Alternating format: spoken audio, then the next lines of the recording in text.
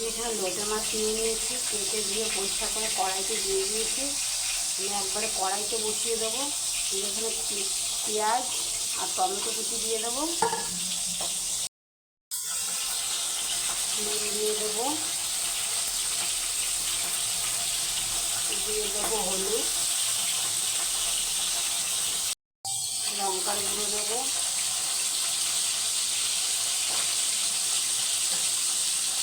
এখানে আমি রসুন গ্রেট করে নিয়েছি, গ্রেটার সরষের তেল দিয়ে দেবো, একটু মেখে নেব।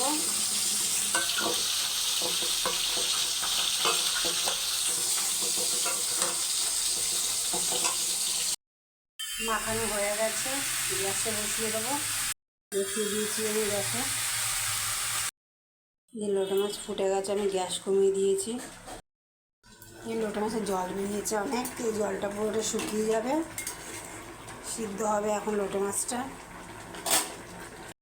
হয়ে গেছে এই যে লোটে মাছের ঝোল, এবার নামিয়ে দেবো। আমার কাছে ধনে পাতা নেই, আমি ধনে পাতা দিতে পারিনি।